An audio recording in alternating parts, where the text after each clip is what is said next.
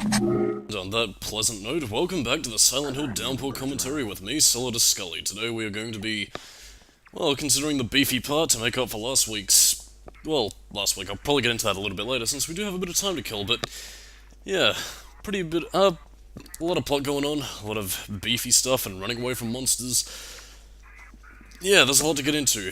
Apologise for stuttering a little bit, but my video editor is doing so as well, so we're in tandem. We are linked in a dream drop distance, in a faraway land, in a scattered off dream, in a far off memory on a distant world. I'm gonna stop speaking in bizarre poetry lyrics. Today we're basically going to be continuing on with the rest of Silent Hill. And again, given that we heard of DJ Ricks being in the Centennial building where the radio station's at, yeah, we're going to go off and meet up with DJ Ricks, who's been making these dedications to us. The dedications in questions being what summons the monsters, which yeah, I'll get into that in the next part because I feel it's a little bit more applicable there. Now, considering the cutscene that you'll be seeing at the end of the part, basically what's going on around here is mostly just gathering side quest items, like the paintings that you've been seeing around. Yeah, there's a painting side quest, which is one that I've only ever really done twice. Once for my, I think it was like my third playthrough, and then another time for this.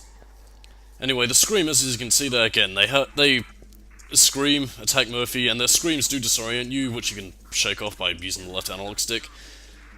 Can be somewhat of an annoyance, but again, I've had no real problem with them. Again, the screamers are far from the worst enemy in the game that you'll face. And again, I do like the nice little bit of symbolism, symbolizing Murphy's wife and his failure to protect his son from a certain kidnapper that you have seen brutally beaten in the showers, but again, I'll stay my tongue on that. Yeah, like a lot of Silent Hill games, you'll spend most of your time running away from enemies rather than fighting them, which, again, both in terms of conserving ammo, which I think actually has a bit more of a presence here, considering that you lose all your items at certain points. Mainly when you get them shook off you kind of like at the bridge scene earlier on in the Devil's Pit. I don't know, bit of a weird inconsistency, but other enemies that you'll also be seeing around are the prisoners, which basically look like they were ripped right out of a game of for 3R or Condemned Criminal Origins. I guess I might as well talk about them now, considering the lack of anything else going on, is that I can agree to a certain extent that they are decently uninspired enemy designs, but, I mean, by that same volition, however, I don't think they're entirely out of left field, because, I mean, considering who Murphy is as a person and what sort of trauma he's dealing with, his fears are grounded in reality, whereas characters like, you know, say, Eddie, James, or Angela, their fears tend to be a little bit more abstract. Okay, before I continue on with that, and that little spiel, this is bullshit. I was stuck here for the longest fucking time, and I had absolutely no idea that you had to use this little spear hook thing to basically pull this down. Again, you wouldn't think to do it because you can try it, but again, in any other situation, Murphy will just do a brisk little, oh, I can't do it. Basically, it's the jump maneuver from Enter the Matrix, where if you just press the X button without focus, it just does that little hop. Yeah, I consider that bullshit, but anyway, that's just that. In fact, I'm pretty sure there's like a YouTube video from several years ago which actually has me commenting on that. Memories. Why are you doing this to me? Yeah, Murphy finding all these dotted about the town. It's like it knows him. Well, I mean, Silent Hill just does that to people. It's like a supernatural therapist, except, well, supernatural. Don't really know where I was going with that, but anyway, we have to go inside this apartment building, which shows off one of the few side quests that I'm going to do throughout the main run of the game. I figured I might as well save them all until the very end, considering the fact that, you know, you probably don't want to be distracted from the main plot, and plus you get some neat little side quests as a little bonus video. I also get a really long load time here, which I'm going to be cutting down significantly because of the fact that, well, you probably don't want to be sitting through lengthy load times, and again, Silent Hill Downpour isn't exactly bad with it. I mean, it's every once in a while, which isn't exactly, you know, Crash Bandicoot Wrath of Cortex sort of stuff with it. So, you know, I'm perfectly fine with these sorts of loading times. And you can actually get some creepy hidden messages, which I'm not sure if I'll show off, but if I find any, I'll let you know. DJ Rick's back again with another dedication for Mr. Popularity today, Murphy Middleton. The WLMN FM phone's been ringing off the hook for old Murph. All I can say, people, is that DJ Ricks is gonna have to meet this dude someday and find out what his secret is. Well, isn't that just ducky? We're gonna have to meet this DJ Ricks and give him what for these, little dedications. Well, I mean, he is playing a decently listenable song, so yeah, DJ Ricks is cool with me. Anyway, now we are going to be, well, basically getting into the side quests purely for the sake of, you know, actually detailing what these side quests are about.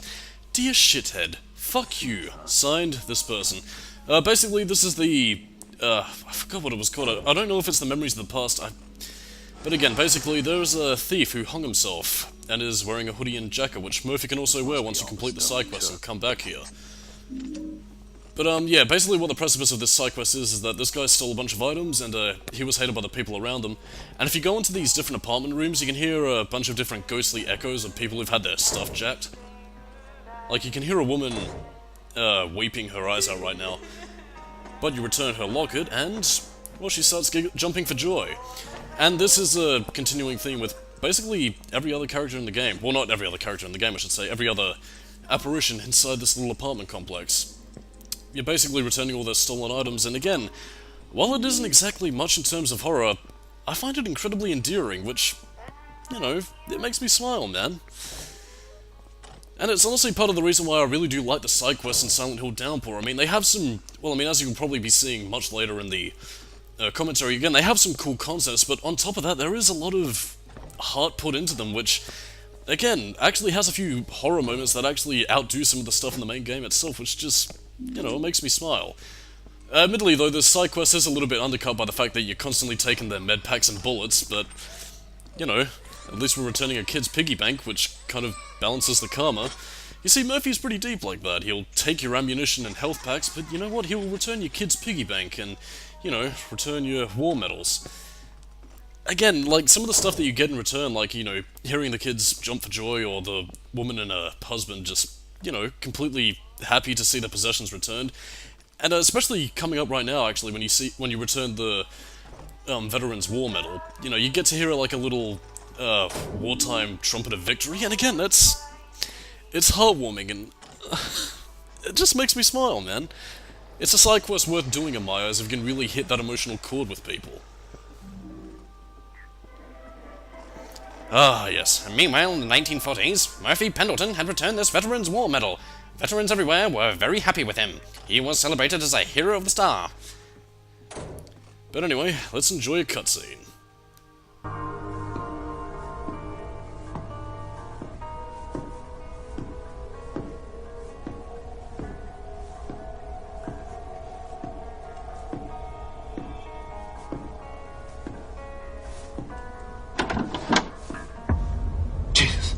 Scared the hell out of me.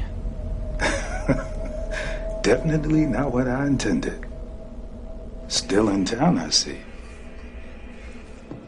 Just haven't found a way out. Yet. If I had a nickel for every time I heard that. Yeah? Then what?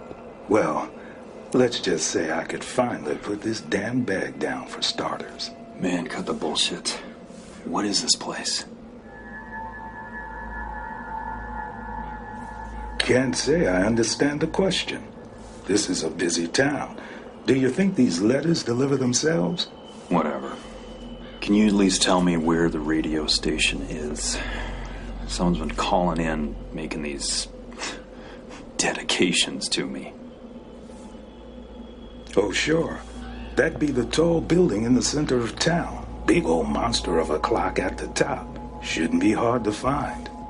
By the way, I ran into that lady friend of yours. What in the world you do to get that young woman so riled up anyway? She was fit to be tied. Tell you the truth, I got no idea. Son, in my experience, when someone's that angry, it ain't a mistake. It's personal.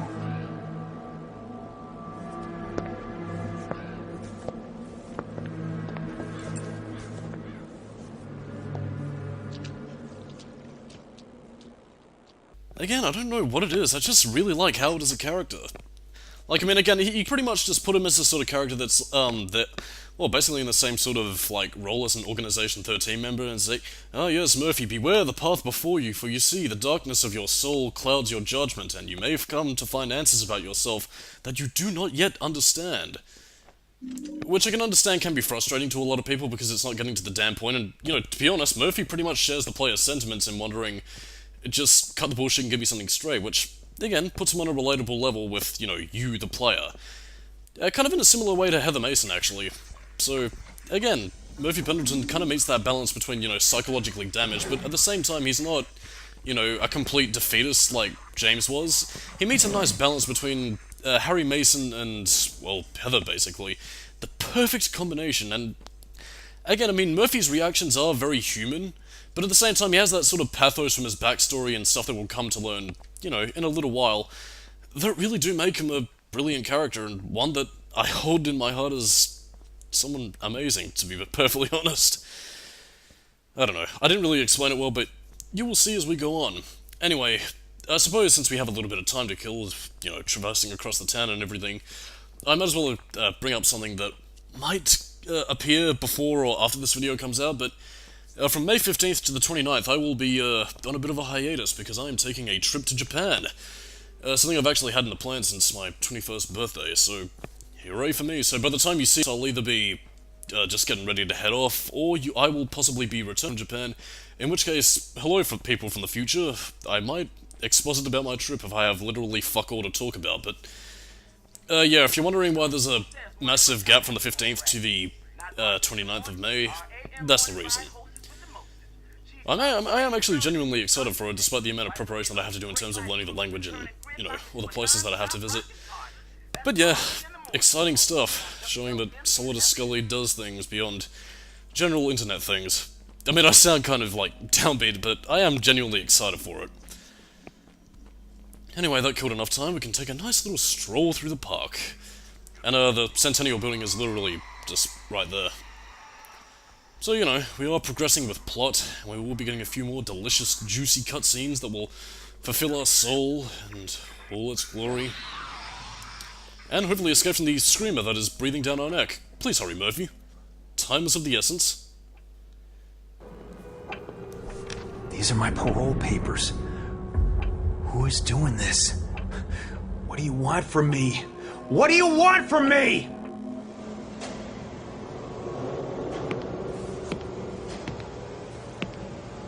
Hey, Murphy! I got your paperwork here. Take a look. Hey, Murphy, remember, this is a limited time offer, my friend. I'll let you know.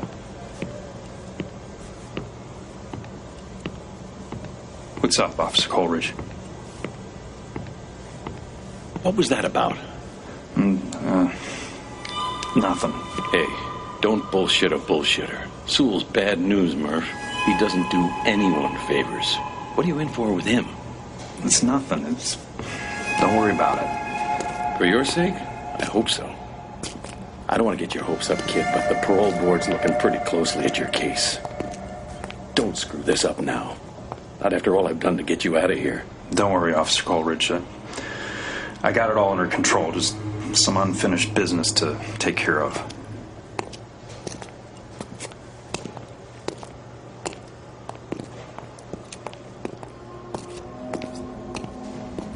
What the hell are you doing in here anyway, Murphy?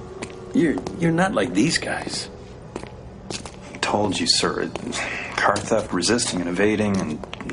Yeah, you stole a police cruiser and led him on a 10-hour chase down the eastern seaboard. What makes a guy with no priors and a clean psych do something that stupid? I think you at least owe me the truth. Maybe I just needed to escape from the world for a while. Yeah, well, you just steer clear of Sewell and do your homework, right? You got it, Chief.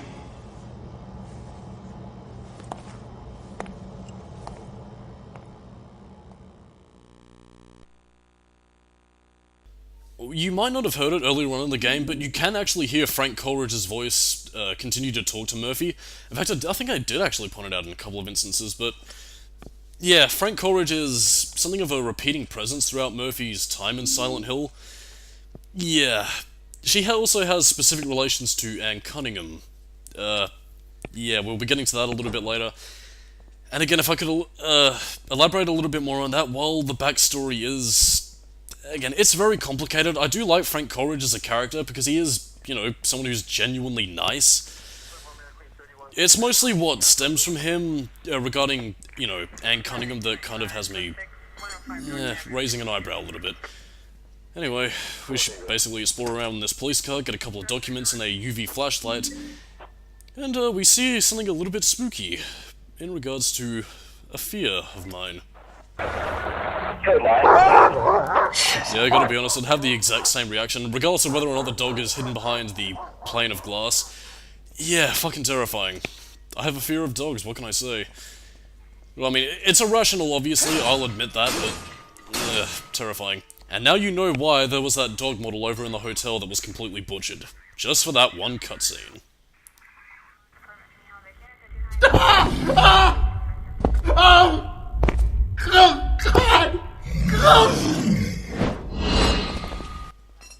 Well, I'm sure that was hinting towards nothing. Like, I mean, I'm kind of spoiling things a bit here, but I do actually genuinely like the prelude to the bogeyman right there. I don't know, it just made for a very fitting tie to Murphy's character that, I don't know, I just like it. It's very foreboding.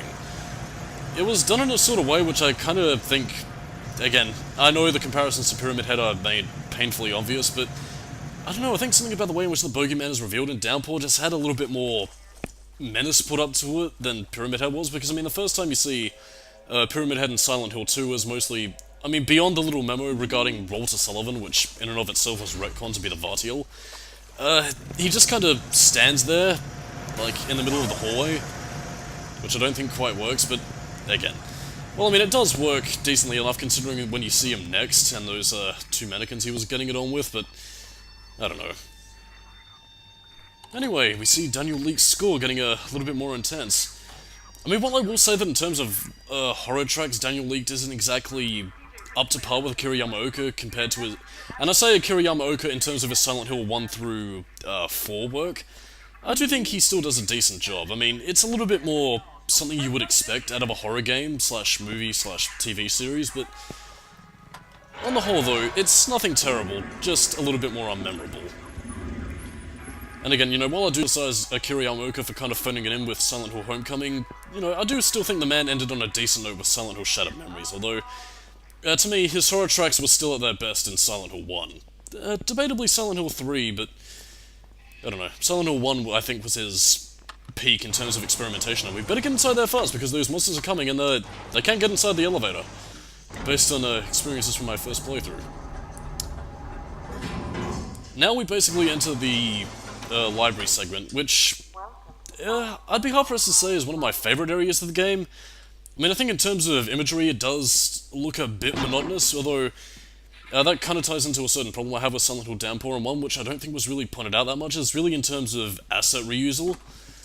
Again, like, I mean, a lot of the desks and, lamps, papers that aren't, documents related to the story and, a bunch of other stuff, you tend to find a lot of repeating assets all throughout Silent Hill Downpour. And again, that's nothing new from, all sorts of video games across, well, basically anything. I mean, even in today's generation, you still have a bunch of assets that are reused in, stocks, basically. Especially with some of the second-tier companies. If it's not a AAA release, expect to see a lot of that. Although, I mean, considering the fact that companies like, THQ and Midway and all that sort of stuff aren't really around anymore, it's a little bit less commonplace than it used to be, but again, I'm getting off topic. Yeah, Silent Hill Downpour just has a lot of asset reusal, and while I wouldn't exactly say it's terrible, it is something that you do kind of pick up and does kind of show that, yeah, Konami wasn't exactly treating this series the best, or at least compared to its baby Metal Gear Solid. I mean, keep in mind this did come out at a time when, basically the only thing of note Konami was really releasing was Metal Gear games. Because, I mean, I'm pretty sure Castlevania was long dead by this point, and Silent Hill was, I don't want to say in the gutter, but it was a series that had a lot less respect than it really had before. I don't know. I mean, Downpour was a sign of things to come if the budget was there and the team had a second opportunity to really execute things well. Because, I mean, while I do think that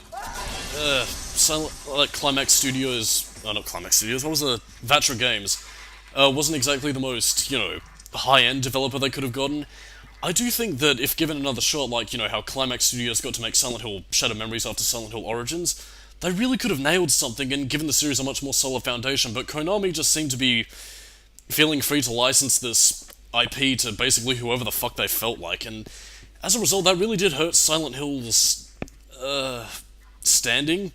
I mean, granted, the series head at this time, Tom Hewlett, wasn't exactly helping matters either. Oh, I'm sorry, I forgot to introduce him as the evil Tom Hewlett.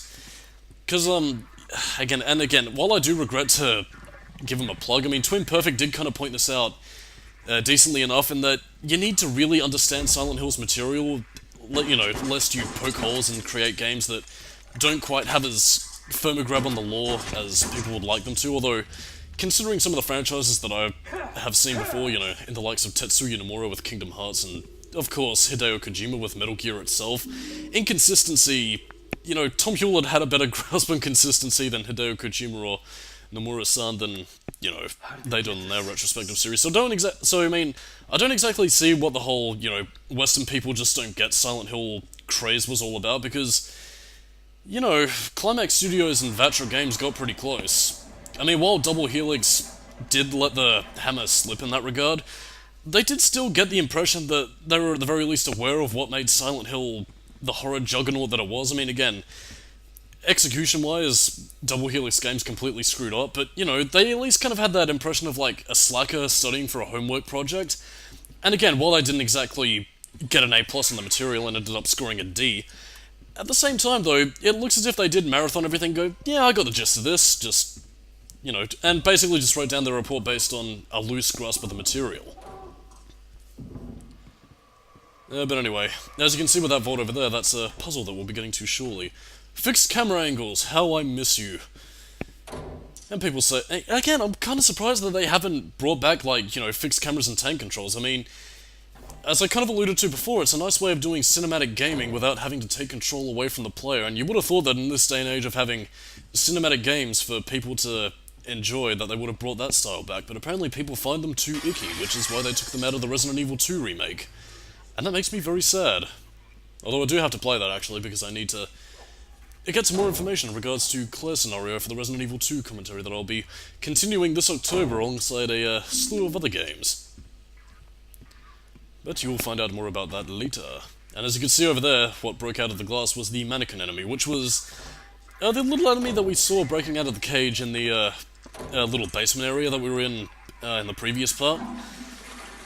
Again, it's an enemy that I honestly find a little bit more appropriate for the whole, oh, I have sexual desires that I've simply repressed for far too long than, you know, the sexy nurses that they had in Silent Hill 2 and 3.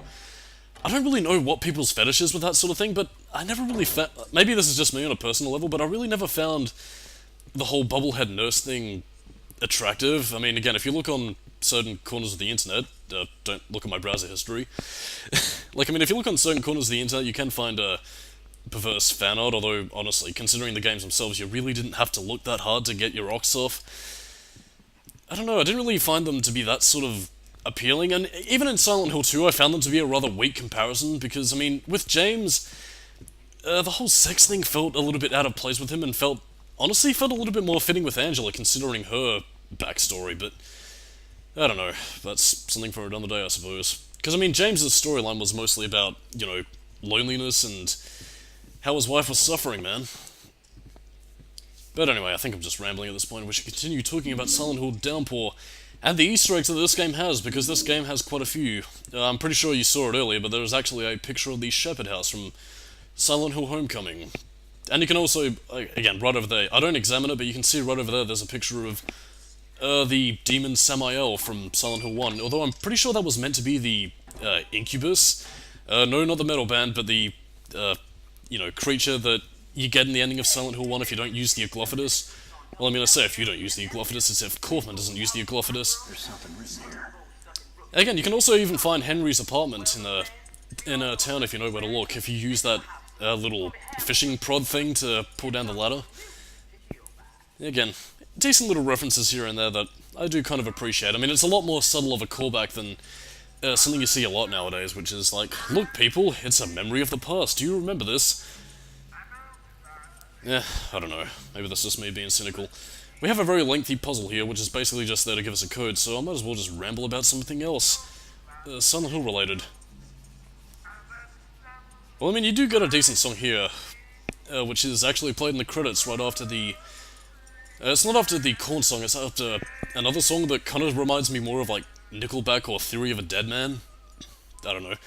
I'll point it out when we get to the credits, or presumably when you hear me belting out the lyrics, and they say, we'll need a hero! Or something of that effect. But again, I mean, stuff like this really does kind of ape the familiarity of past Silent Hill games with how they handle their puzzles. Again, like I said before, it's not the most brain-taxing thing I've ever seen, but, you know, it is decent. Something also coming up is that there is another edit.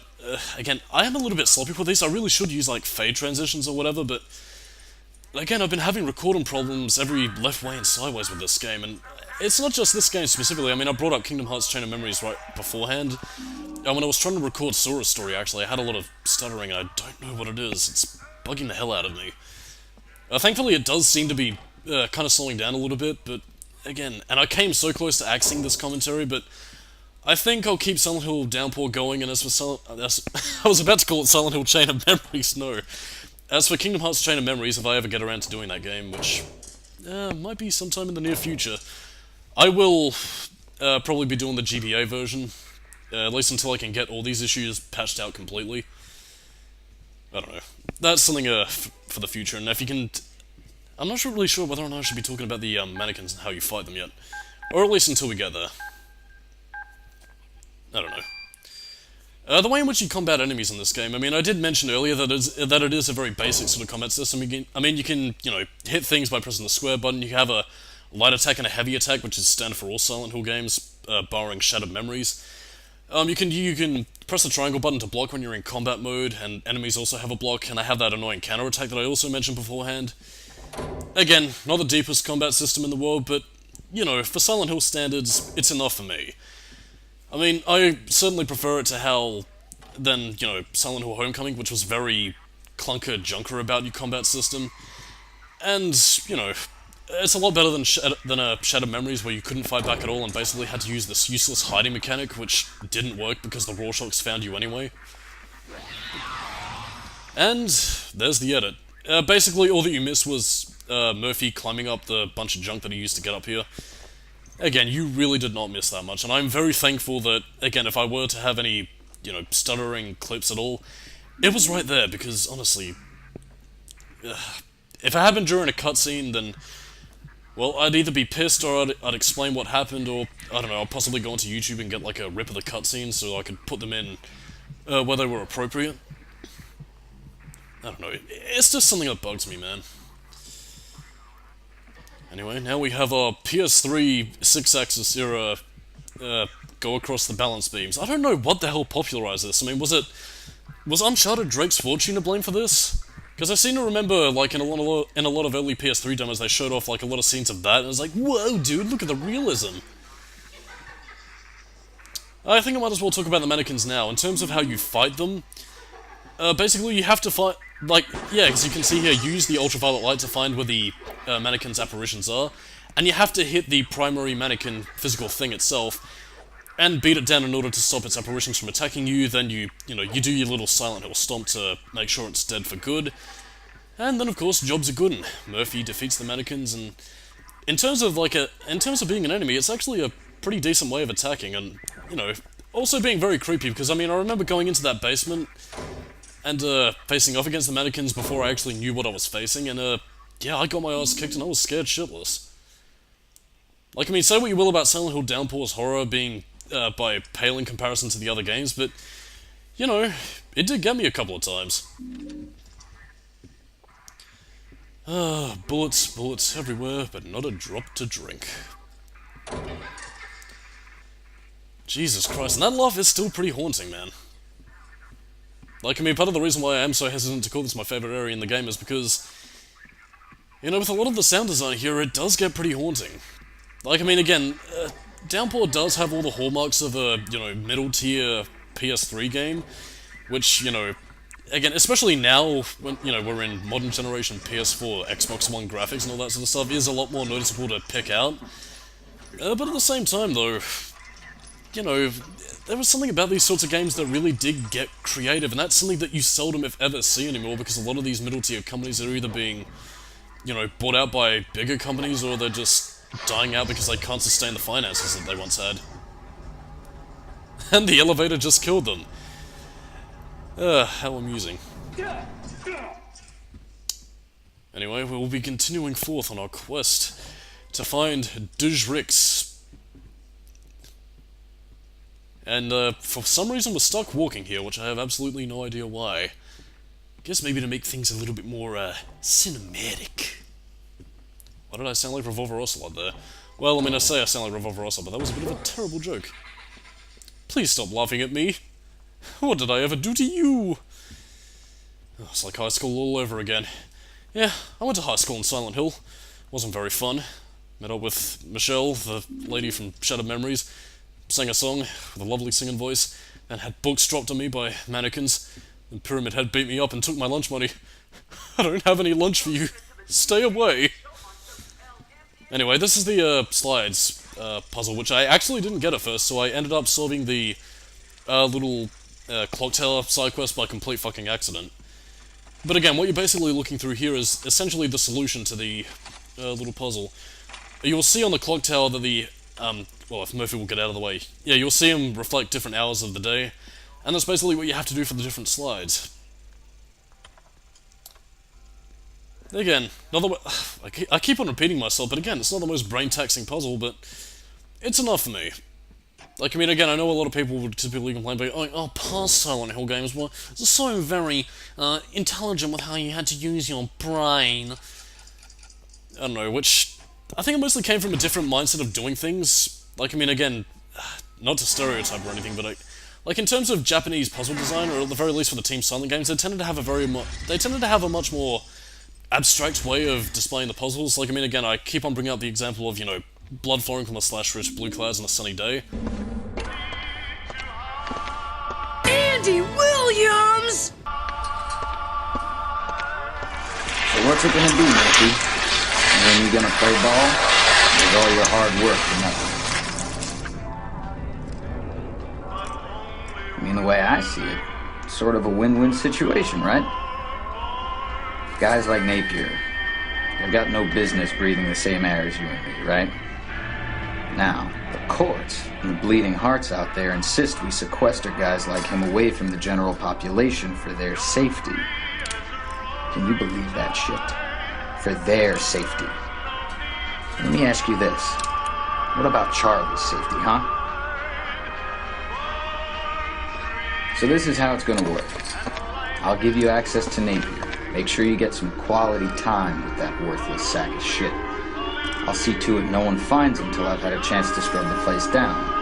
Keep you in the clear. But in exchange, you're gonna owe me a favor. Think you can do that for me, sport?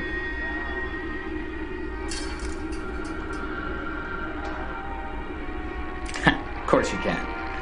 I know you're a man of your word, Murphy. You be a straight shooter with me, I'll be a straight shooter with you.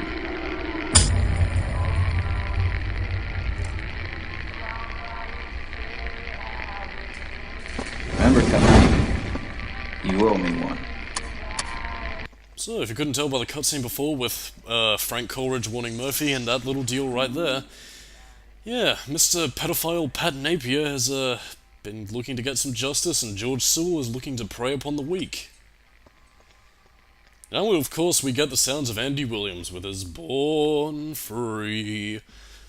But I think we've spent enough time milling about with this little place. It's time for us to return to the top floors, which we could have gotten to earlier, but, you know, I figured it was prudent to get that little message with Frank Coleridge, not only to get the Andy up, but also so we could basically get a little bit more information into how we convinced Murphy to do so, because, yeah, considering what Napier was in for, the fact that Charlie went missing, and, well, Murphy's reason for going to prison, yeah, things are building up, and, to be perfectly honest, I don't really blame Murphy for the path he chose, because I would have done the exact same thing if my son was taken from me like that. I don't know what it is, there's just something inside me that kind of snaps when you see something happen to, like when you see a father being taken from his kids, or rather seeing a kid taken from his father. That's just making myself depressed. I'm not gonna dwell on it any longer, but then we see DJ Ricks, who, if you listen closely, is actually playing a Kiriyama Oka track from Silent Hill 2. For my part, I know nothing with any certainty. But just the What the hell does that even mean? Anyway, on that note, I am Solidus-Skully, keep it new metal, and I'll see you next time for the Silent Hill Downpour commentary. Bye-bye.